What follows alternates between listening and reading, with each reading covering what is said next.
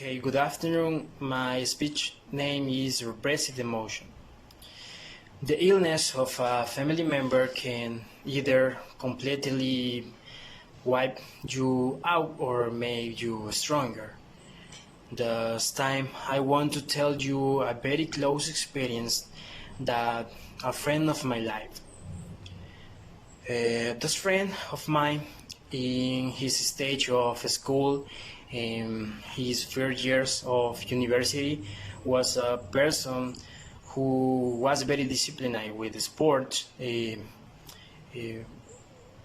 practiced many disciplines.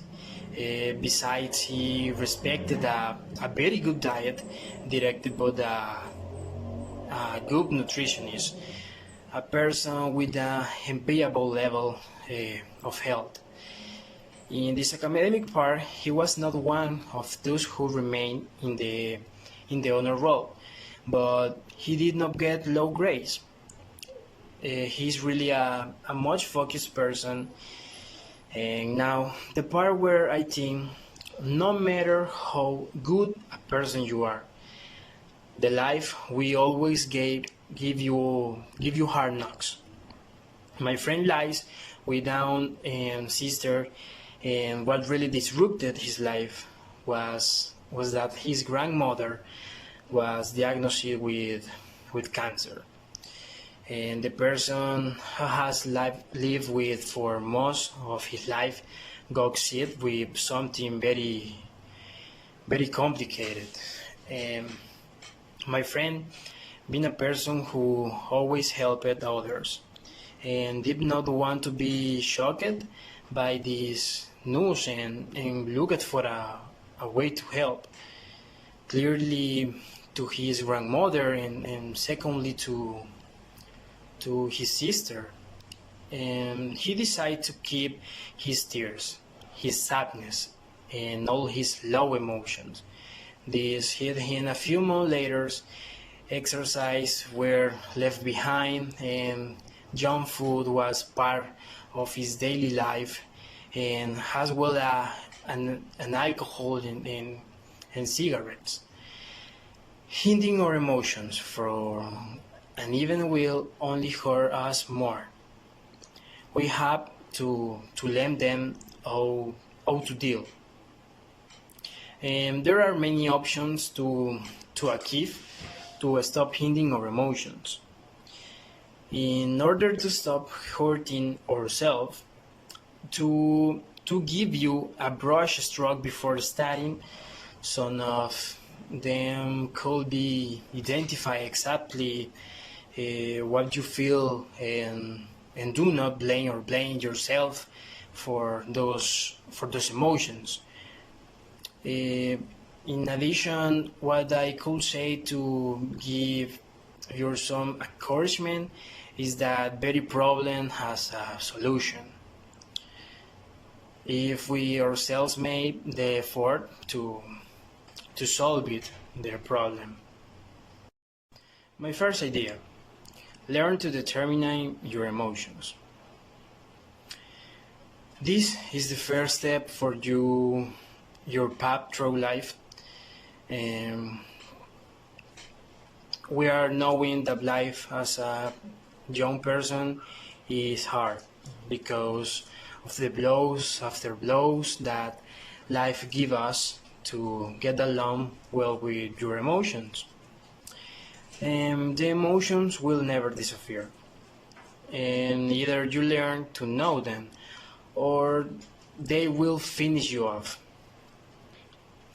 Okay, I'm not so sure how women handle their emotions, but I'm pretty sure that men have a harder time with this topic.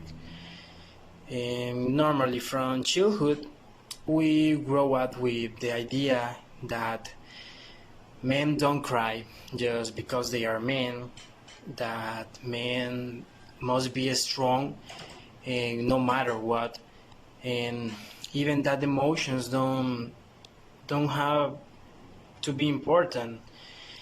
And I grew up that way, and I was the worst teen in my adolescent process to date.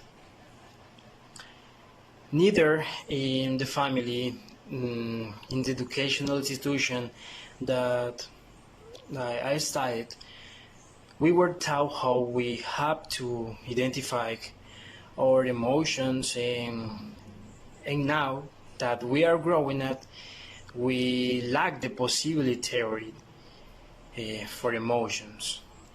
Uh, we are faced with the death of our relatives or friends, with family illnesses that are so difficult that they make us collapse completely for this person, with people you love living your life. It's really hard.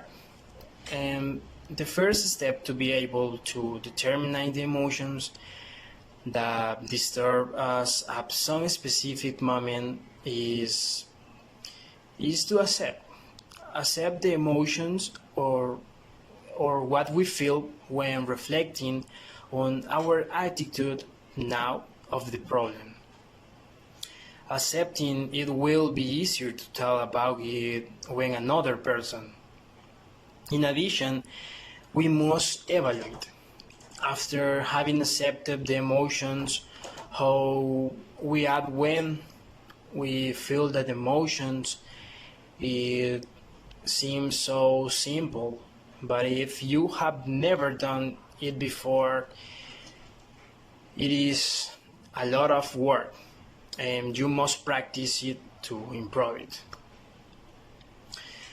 Okay, my second idea is talking about your emotion is the best thing to do.